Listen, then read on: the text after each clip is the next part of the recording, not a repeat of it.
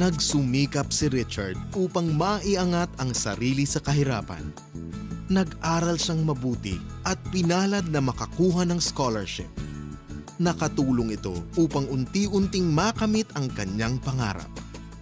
Hindi man ito natustusan ng iba niyang mga pangangailangan, pinahalagahan niya ito ng husto, kung kaya't halos magunaw ang kanyang mundo nang muntik na itong mawala. You are watching U-Turn at kasama natin ngayon si Richard Peñaflor, isang engineer at businessman. Masasabi mo bang may selos ka sa mga kaibigan mo, mga kapitbahay mo? Siguro noong time na yon, pero God provided me the wisdom. Right now, wala na eh. Kasi na-compare ko yung sarili ko with them. Kasi I was able to transcend. Nakita ko yung difference eh. Kasi yung tinira namin na kapilya that time, hanggang ngayon nandun pa rin siya. Tapos yung mga kaibigan ko, kalaro ko, nandun pa rin sila. Hindi ko nakita na medyo umangat din sila. So siguro that time nakita ko na we're not provided. But now, I think yung wisdom ng Lord, yun yung nag-alis sa akin ng mga selos, ng inggit. Well, nagkaroon ka naman ng scholarship when you were in school. Yeah. Ilang taon ka nun? When I graduated from Bimapa High School, yung mother ko nakabasa sa dyaryo ng scholarship being offered by the YMCA of Manila. So, sabi niya, kunin mo to since active student leader ka ng Highway, ng YMCA. Why not apply for this? So, I took the exam, I took the interview. So, nakita nila naman na talagang hirap kami. Ayun, I was able to get it. But nung after graduation from high school, nagtrabaho ako as construction worker, as waiter, at saka factory worker. There was a time nung construction worker ako, yung Twin Towers sa Makati, ngayon kilalang-kilala na siya. 3rd floor, 5th floor, 7th floor, lalagyan mo yun ng mga tiles, tapos kakain ka, walang hugas-hugas ng kamay. So sabi ko, ayokong maging construction worker lang for the rest of my life. So nung na-provide niya sa akin yung scholarship na yon ng YMCA of Manila, parang sabi ko, ito na siguro yung chance ko. This is my passport for me to transcend to a future, to a better future. Sa kabila ng sobrang hirap namin, ay talagang nagsikap siya at kahit nasa napakabatang edad, siya ang naging driving force namin upang ang pamilya ay magsumikap. Gusto niya makatapos ng pag-aaral, ang makatulong sa mga magulang niya, na sobrang hirap nila, pati mga kapatid niya, yun ang talagang pinursige niya makatapos ng pag-aaral. Richard was trying to make both ends meet kung siya ay nag-aaral. Hindi siya concerned kung bago ang kanyang uniform, kung bago ang kanyang pantalon, whatever. Kung minsan ulam lang nila, toyo't patis. Ang punto niya kasi sa buhay, siya ay makapatapos mag-aral. Sabi nga niya, marami silang sinasacrifice para makapag-aral, to finish their courses at saka to succeed in life. Pag nagsalita siya minsan sa amin, sa magkakaibigan, kitang-kita mo na sa mukha niya yung, tsaka sa sarili niya yung pagiging niya, yung matatag. Sa kabila ng mga harapin niyang mga pagsubok siguro sa buhay niya, kakayanan nito kasi talagang siya palaban ba? Sa hirap kasi na pinagdaanan niya, talagang tumibay na rin siya siguro. Isa siya sa mga modelong estudyante namin because we considered him as our living example to our student because he really tried his best to be successful dun sa mga dreams niya. Nung nag-aaral ka, tapos syempre nahihirapan kayo, nagugutom, kumakain minsan ng isang meal per day. Hindi ba apektado ang pag-aaral mo dahil gutom kayo? I think meron. Pag gutom ka, hindi ka makapag-isip.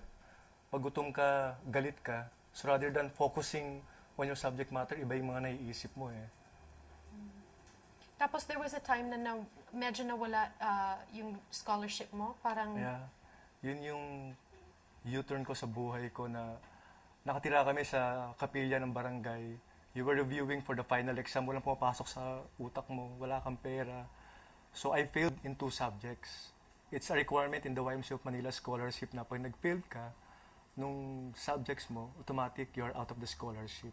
So that was the time na marami nang bumubulong sa mind ko. Sige, tumawa ka. Sige, maloko ka. Sige, umiyak ka. Sige, magpakamatay ka.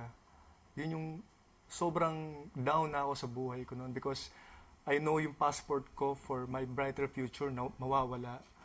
So, what I did, I prayed. I closed my eyes. And then, merong 3 bagay na binigay sa akin. One is yung paa. Yung paa na yon meron siyang saplot na tsinelas. Yung paa na yun na may tsinelas, lumalakad sa pavement. So parang instantly na-interpret ko yun na as long as you have these 3 things, paa, tsinelas, tsaka pavement, just go on with life. Just go on, huwag kang sumuko. So the next day, parang nabuhayan na ako, Lord, sige, I'll do my part. Nilapitan ko yung Vice President for Academic Affairs ng Pamantasan ng Lungsod ng Maynila, asking for a help na tulungan akong i-reconsider yung scholarship with the YMCA of Manila. So, by God's grace, naibalik yung scholarship ko na yan. Wow. And then, what happened after that? After that, siguro kung nagpakamatay ako or naloko ko, hindi ko nakuha kung ano yung mga what's in store for me. Yung ano yung mga promises sa akin ng Lord. After I graduated from Pamantasan, naibalik yung scholarship ko na yun. Nakagraduate ako. I landed as one of the top notchers in the board exam. Nag-number 19 ako. Tapos, parang dun sa dyaryo, sabi ko, ang galing, may nag-top from PLM. Then, nabasa ko pangalan ko. Sabi ko, Lord, salamat. Parang, kung sumuko ako that time, hindi ako magiging ganito. Tapos after nun, I landed in good companies. Napagtrabaho ko sa Department of Science and Technology. Napagtrabaho ako sa PLM as instructor. Napagtrabaho din ako sa Meralco. And then recently, ito nga sa San Miguel Corporation. So parang, kung sumuko ako noon, wala eh. I even had a chance of being an ambassador of goodwill dun sa SHIP for Southeast Asia Youth Program. It's a program na 35 delegates from all over the Philippines, ipapadala kayo sa ASEAN countries and Japan. Magtutour kayo for 2 months, exchange of ideas, exchange of culture. So, isa rin yun sa experience ko na parang blessing eh. Parang hindi ko deserve yun, pero the Lord put me in that way para makita mo yung difference mo.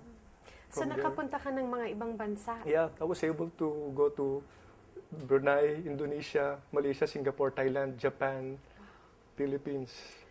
Diba, imagine mo, kung nag-quit ka, hindi ka makaka-experience ng lahat ng mga ito.